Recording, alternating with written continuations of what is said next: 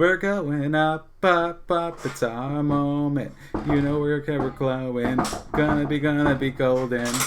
Oh, up, up, up with our voices. Gonna be golden. Oh, Nate. Oh my God. What are you doing? I'm just researching for the podcast. You are listening to the song. I'm just doing research. I'm doing research. What is it? What do you want? It's time for us to record our episode on K-Pop Demon Hunters. It is time. Oh, okay. Like I said, I was researching. But you're right. You were literally singing. It is time to record our episode. Alright.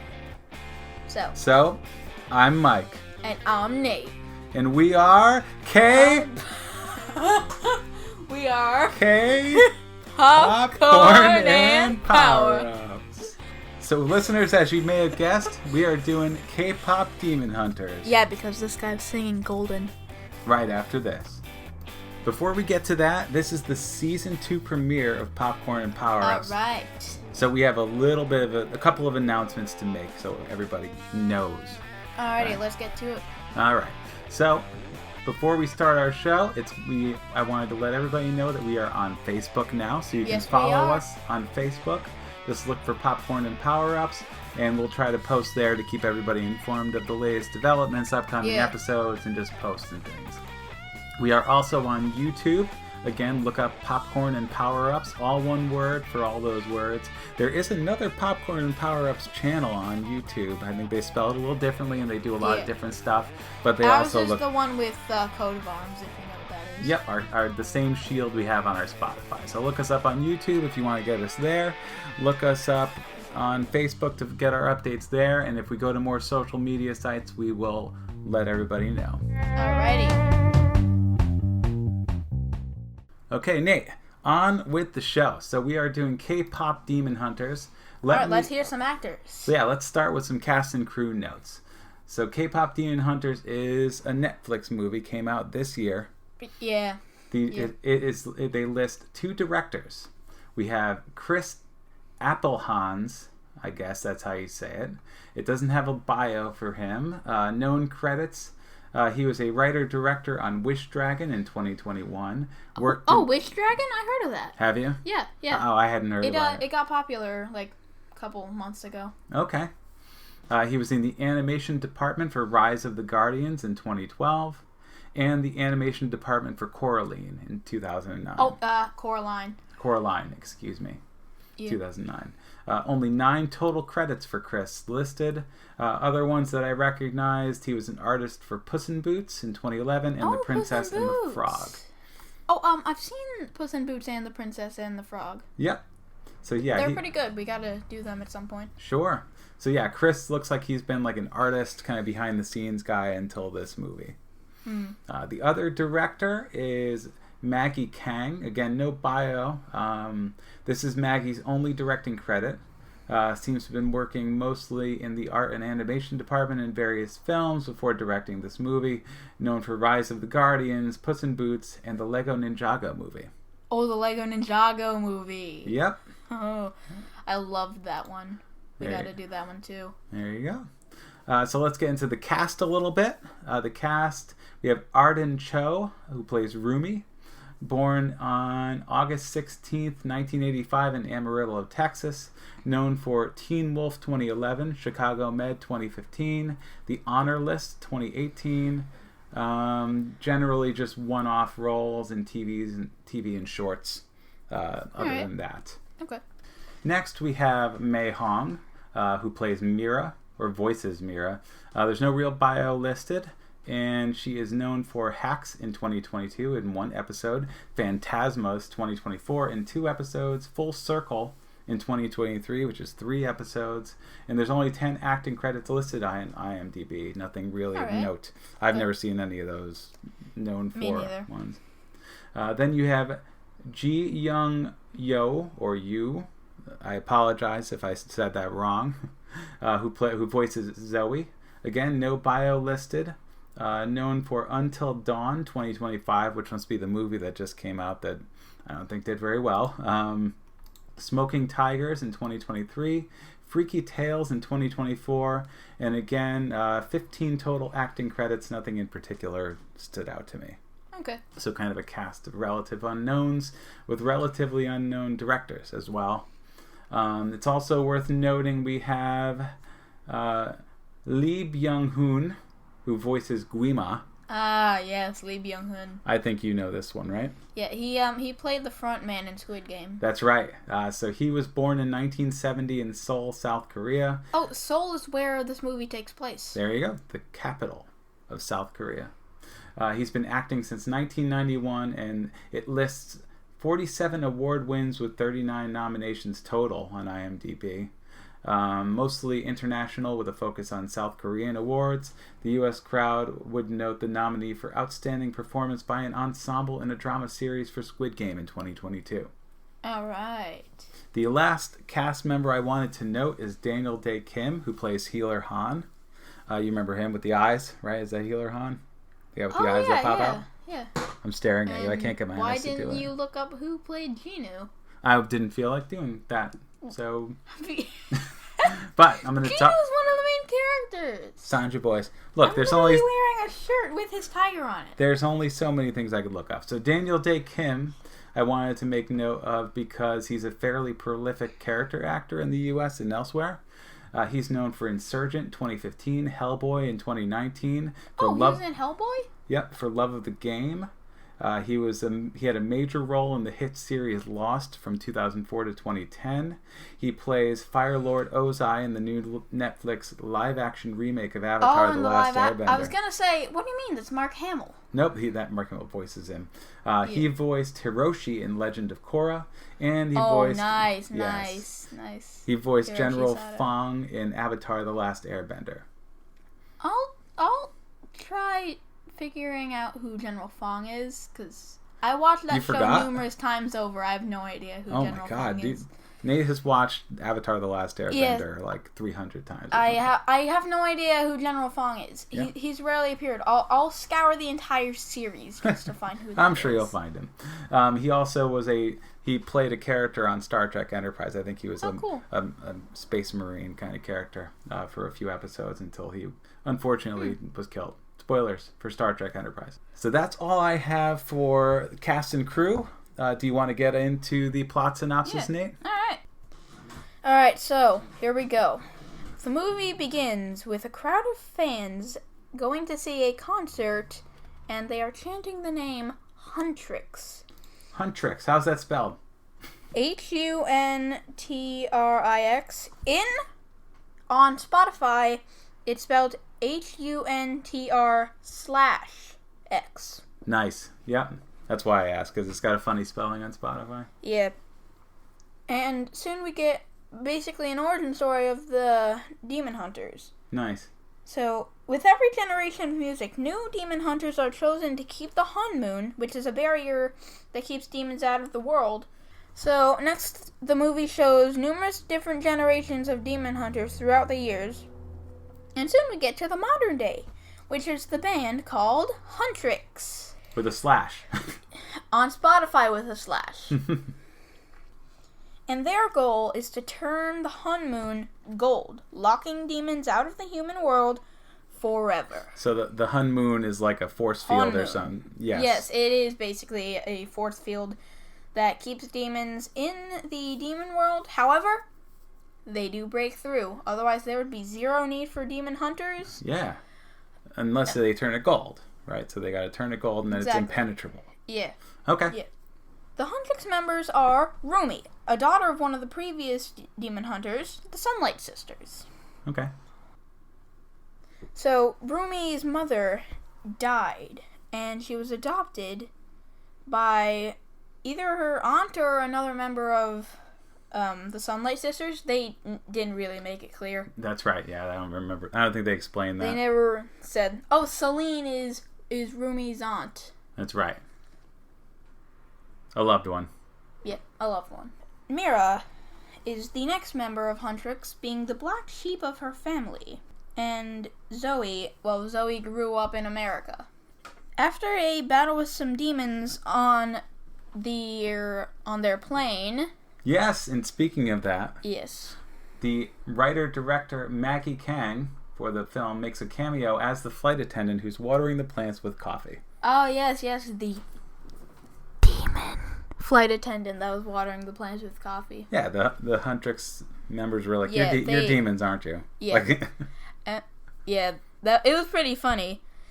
And, like, so Bobby called them, Bobby, their manager, called them asking where they were because they were late for their concert because the demons were trying to take them away.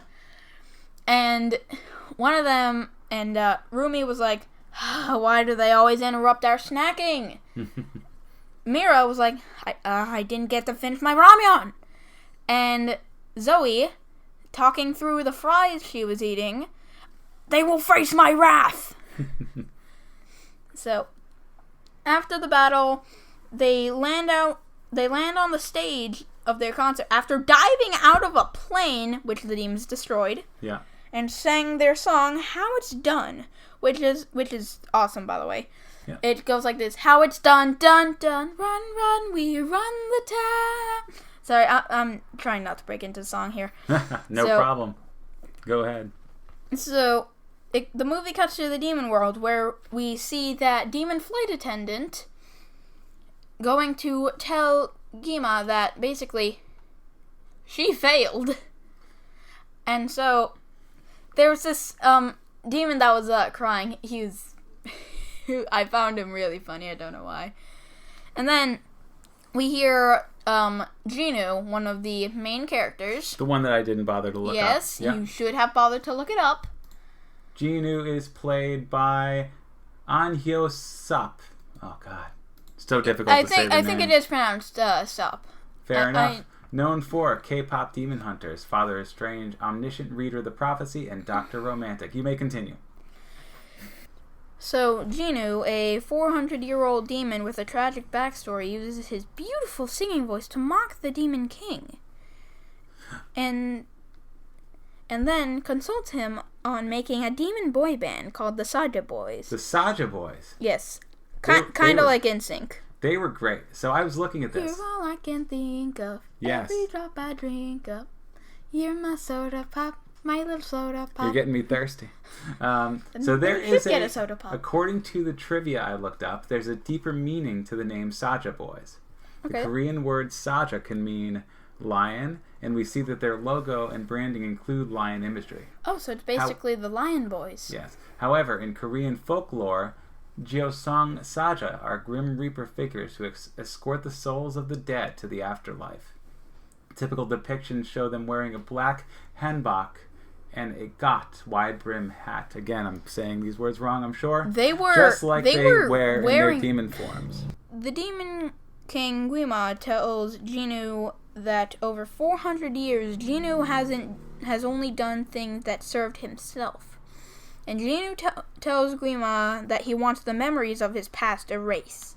The scene cuts back to the human world where Huntrix are going on their break. But their leader Rumi announces their new single, Golden. My dad was singing it earlier. No, I wasn't. I was researching. You were singing it, Dad. Trust me, I heard you.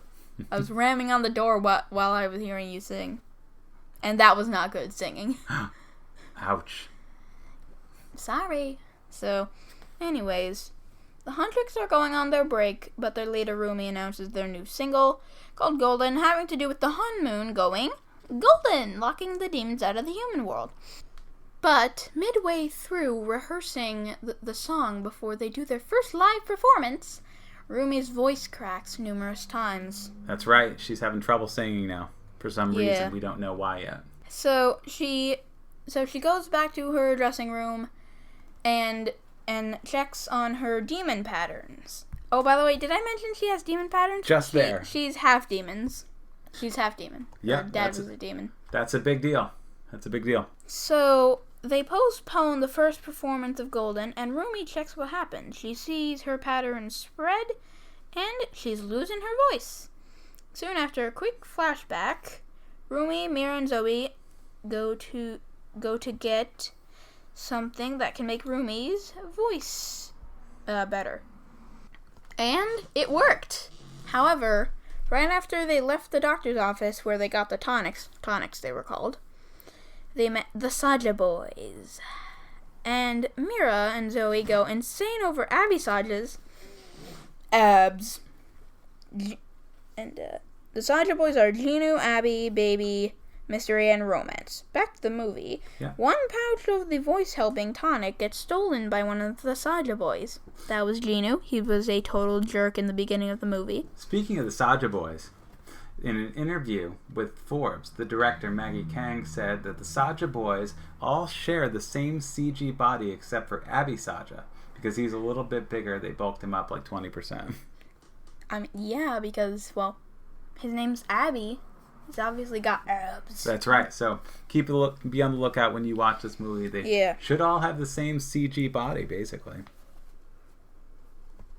So, nobody knows they are demons, and when they perform their song Soda Pop, I was singing it a little bit earlier. I couldn't stop singing that song for like 30 minutes after I finished the movie. I saw the part, the Saja Boys are in a game show called Play Games With Us, and they are doing a chugging hot sauce challenge. And Baby Saja's just chilling, drinking his hot sauce. Meanwhile, the rest of the Saja Boys are absolutely dying, and Mystery is dying on the inside. Soon, Huntrix arrives to kill the Saja Boys because they're demons. They're demons, yeah, it's not a secret. I think we know that, right? Yes. So, Genu sees them and announces Huntrix's visit. And he says in his godly, heavenly voice, "Play games with us! Bring out the slides!" Yep, so they have to join. And then Huntrix embarrasses themselves because of the leather they were wearing, making the slides squeak. That's right, they take forever to slide down the slides, and they're just caught on these slides. Like Baby Saja was like full on covering his ears. Soon they begin having a bowing contest. That's right. They did bow. And the Saja Boys win that contest. Next, Huntrix fights the Saja Boys in a bathhouse. It's the men's bathhouse. That's right.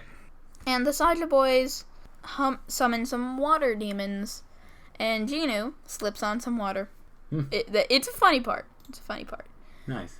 So, soon, Genu learns that Rumi has her demon patterns. Oh, by the way, the rest of Huntrix do not know at all that Rumi has patterns. That's right. It's a big secret that she's half demon. The rest of her bandmates do not know. Eventually, they go back to their building. Oh, by the way, they are so rich that their manager is a multi-millionaire. Nice. Yeah, that's how rich they are. They have a huge building. Yeah. So they go back to their Huntrix building and come up with a way to defeat the Saja Boys. And they come up with a way, making a diss track against the Saja Boys. I don't think you're ready for the takedown. So, it's called Takedown. Rumi goes into her room for a pouch of the tonics and then sees a crow wearing a tiny hat. Ah. It was a demon crow. And then she sees a demon tiger. So, the demon tiger knocks over a flower pot and tries picking it up with its paw. It's absolutely adorable. That scene is so cute. That's a little bit of a gag in the movie, too, right? It tries to keep standing things up that it knocks over. Keep standing things up.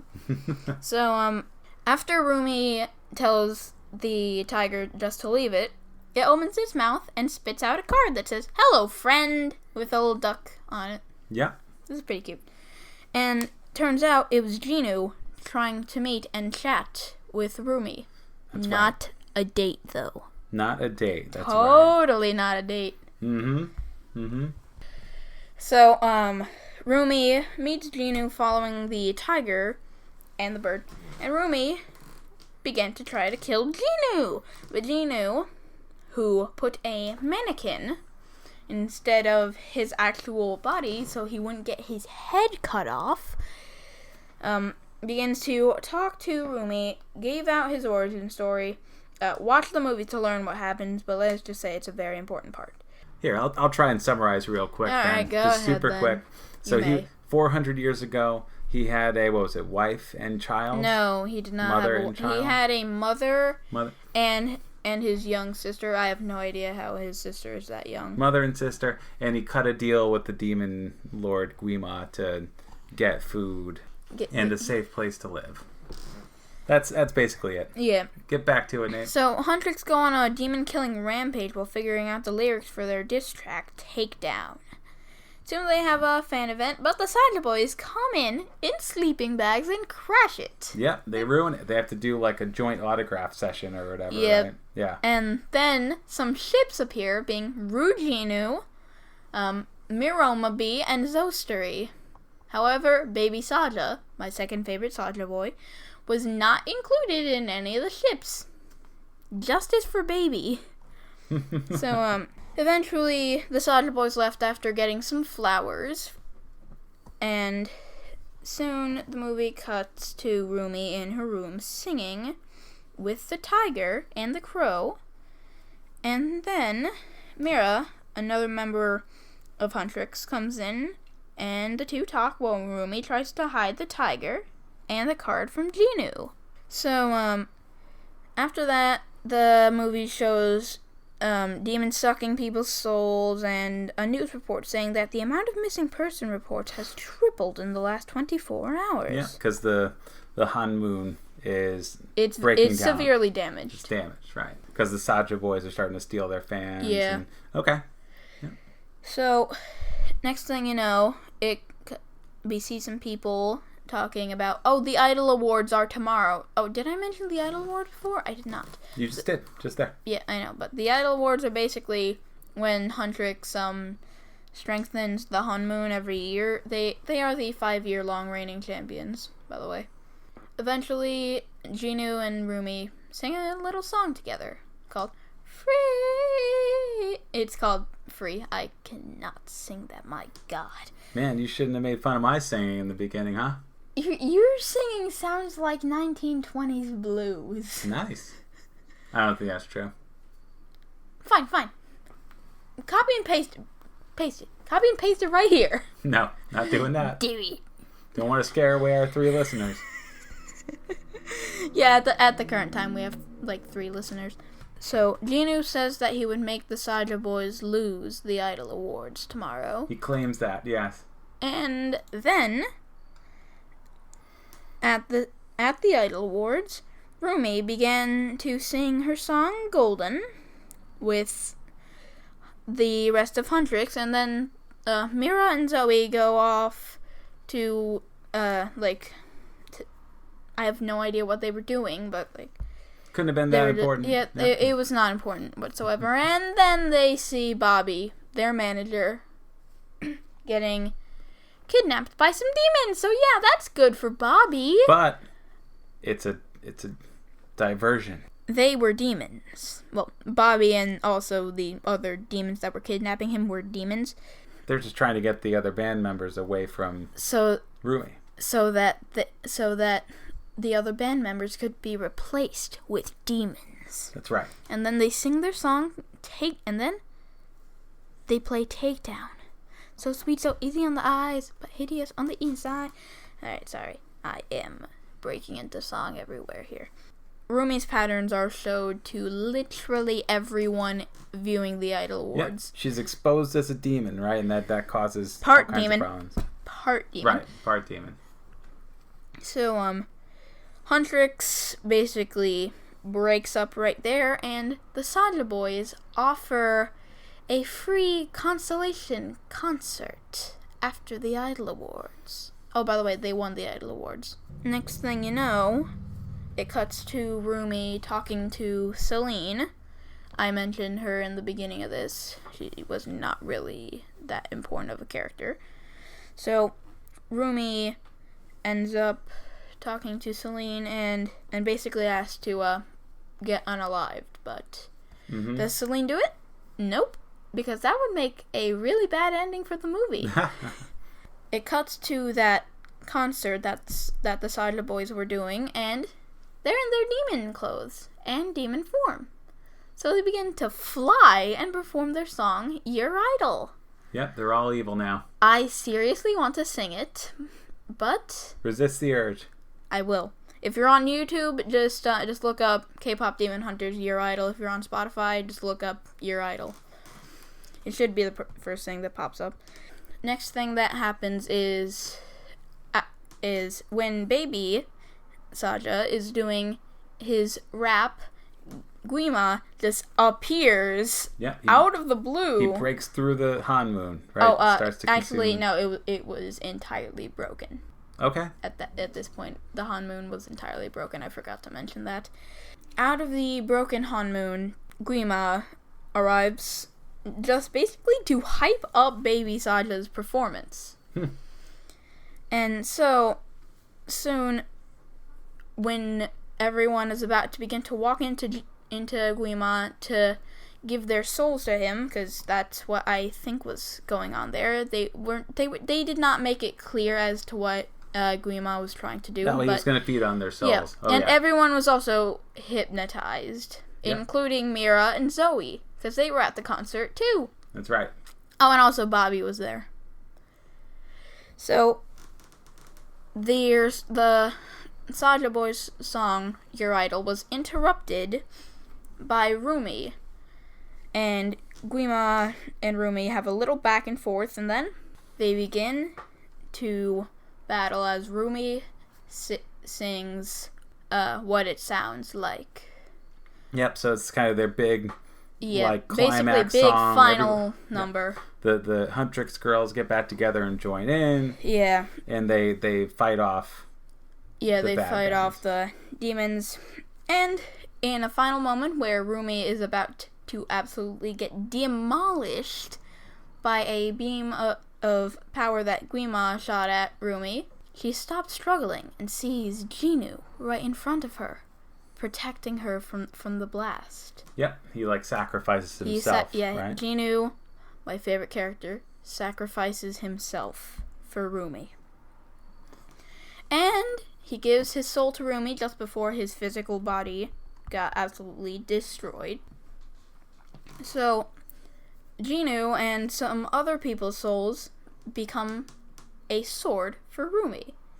And others are, and other people's souls are helping make the new Hanmoon. And Rumi and Huntrix battle Guima, and Guima gets sent back to the demon world. And there you go. They did it. They beat Guima. Yeah. So, and then it cuts to the bathhouse. They're just chilling in the bathhouse.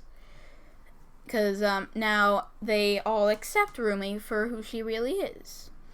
And then, after they leave the bathhouse, they see some little fans. Because they were on their, because Huntrix were on their break. And they chat with the fans. We see Genu's demon crow flying by. It cuts to a sign of Huntrix saying, "Come back," and we see Genu's tiger on top of the sign, hinting at the fact that Genu is alive. So I think that's it for the plot, right, Nate? That's it. That was K-Pop Demon Hunters. Very good, very good. So what were your initial thoughts right when the movie ended? Can you think back to the first time you watched it? Because I think you're on rewatch number 10 now, right? No, I'm on rewatch number 5. Oh. Actually, I did 5 earlier today. Okay. So, when it first ended, I immediately texted my friend who recommended it to me, and I was like, "This movie is absolutely awesome." Nice. Do you want to name drop your friend? First name only? Yes, I will name drop my friend, Elizabeth. I call her Lizzie. Perfect. Thanks, Lizzie, for the recommendation. It's a great movie. Thank you very much. Yes. So for me, my initial thoughts when the movie ended, I thought it was good. I thought the movie definitely got better as it went on. I felt like they were trying to set up some kind of arc where the demons would be sort of redeemed, and maybe it would be revealed that Guima was just controlling them, and that people need to kind of learn to live with them in harmony. But they didn't really go that route, and maybe I'll talk a little bit more about it when we do our review. But that was my thought. It was good, and the soundtrack was super catchy. Very much. I can't stop listening to Your Idol. Yeah. So Nate, is that your favorite song from the movie? Yes, Your Idol is most definitely my favorite song, closely followed up by Soda Pop and then Golden. Nice. Actually, it's a close battle between Golden and Takedown. How about your top 3? I would say my favorite song is Free, the duet that they sing together. Be free, yeah. free. Yes, that one. So that I thought that was a really good song, and it kind of like got at the theme that I thought they were building for the movie. Then Golden's really good, and I think Idol is really good too. Yeah, Your Idol. So those are definitely my favorite ones. How about themes for the movie, Nate? What did you think the theme was? Probably like redemption, and also learning to live in peace. However, they didn't go the living in peace route. Right. You don't think like rest your voice often is a theme, Yes, rest your voice often. Yep. If you sing too much, you could damage your voice. No? It's not. That is not a main theme of the movie. Very much not. Yeah. I would agree. It looked to me like they were doing some kind of an attempt at like acceptance, like learning to each one of the band members of Huntrix seemed to have some kind of thing about themselves that they had to learn to accept. Zoe lived in America, and Mira was the black sheep of her family, and Rumi, well, she's part demon. That's right. So they kind of had to learn acceptance. They didn't lean, to me, it didn't seem like they leaned into that theme completely. They didn't explore it in too much depth, but that's what it looked like they were going for. That and K-pop is a fun music genre. Yes, that's got to be a theme, right? Yeah. Should we get into the reviews? Yeah. All right. So, the Internet Review Breakdown. IMDb has the movie averaging 7.7 stars. Really? 7.7? Yeah. I'm pretty sure like most of the world loves the movie at the moment. So going by the there's just a couple of them. 1 9 out of 10 review said Disney take note. Yes. It's like actually good, like unironically. I did not expect that. That's what the reviews said. The other one said 8 out of 10 review said it came for the visuals, stunned by the vocals. Metacritic has a critic score of 76 out of 100, which is generally favorable. And the user score is 8.2 out of 10, which is universal acclaim. Yeah. So, good. Positive reviews for K-pop Demon Hunters. Definitely deserves its spot on the top of the Netflix charts right now. What about your final review for the movie, Nate? Do you have a number? My final review, I would probably like 9.5 out of 10. 9.5 out of 10. I'm going to add this to our spreadsheet right now. Alrighty. 9.5 out of 10. So that puts K-pop Demon Hunters on the same plane as your initial reaction to the Minecraft movie, slightly below Sonic 3. Yeah, that's how good it is. Yeah. So this is either your number 2 or number 3 favorite movie, although the Minecraft reaction doesn't really count. Yeah, the Minecraft reaction doesn't count. That's just a theater reaction. So K-pop Demon Hunters in second place. Nice. For me, I generally enjoyed the movie. It had really catchy music when it was playing, although after the first watch, the music didn't really stick with me too much. I think Soda Pop was the only song I remembered right off the top of my head. My soda pop, my little soda pop. So, I had to, basically I re-listened to the soundtrack a few times to kind of get it back in my head. The kind of, the theme, the story itself was pretty solid. But for me, it didn't really seem to commit to the path it was taking with Rumi's character, right? If you watch the movie, it seemed to me like she was being set up as some kind of a bridge between the demons and human worlds. Yeah. And we were going to see that Guima was just controlling them and forcing them to be evil. You even see during one of the fight scenes, I think it was the bathhouse fight scene, where she's got like a demon trapped against the wall. And no, that was the fighting rampage. Okay. That I mentioned. The fighting rampage. So she's got a demon trapped against the wall, and she's about to kill it or banish it back to the realm, whatever they do when they kill the demon. Them.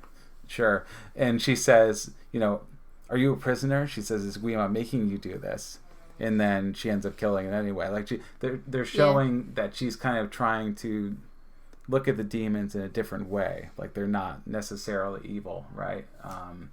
But then we get towards the end, and she's half demon, right? So you'd think they would be trying to set up a moment where the band members talk to her and come to accept her for being half demon, and maybe realize like, oh, maybe all the demons aren't evil. Maybe there's something else going on here. Maybe we shouldn't be killing all of them. And, maybe we should be understanding why they're like this and maybe trying to free them, right?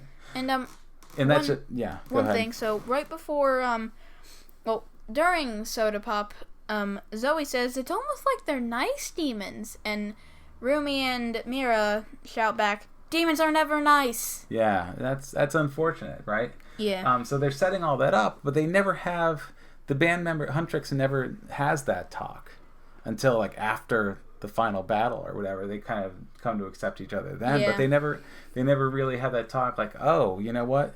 If she's half demon and she's okay, I've come to accept her. Maybe the actual demons need to be accepted too, and we shouldn't be killing them. But they don't really have that. In the end, they just kind of show them being massacred by Huntrix while they fight off Lima. Massacred. Not necessarily being rescued. None of them shown to be good. I mean, Genu does kind of sacrifice himself to save Rumi, but even then, like, it wasn't really earned. I don't know. The ending didn't really embrace that theme well enough to me and explore it in enough depth. I mean, the demons are shown to be so not necessarily evil that one of them has a kid, and with a human in Rumi. Yeah. So I think they have some room to explore that a little bit.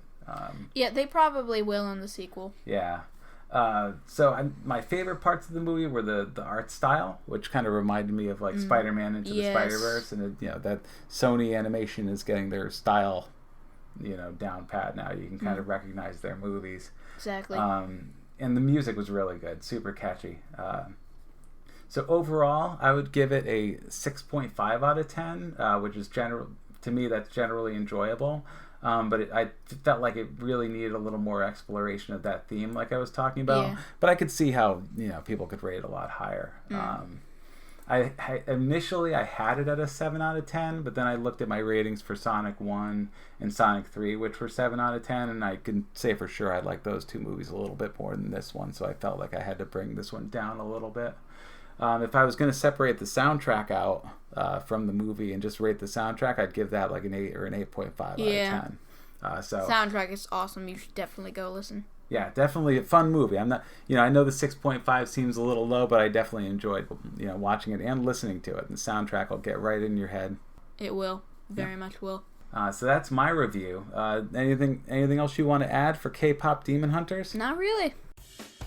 Okay then, Nate, so that is the end of our episode on K-pop Demon Hunters, and our premiere for season 2 for Popcorn or K-pop Corn and Powerups. Yeah. So listeners, keep listening and stay tuned for more great movie fun and chats about video games and all kinds of good stuff. Until next time, we are... K-Popcorn and Powerups. Popcorn and Powerups.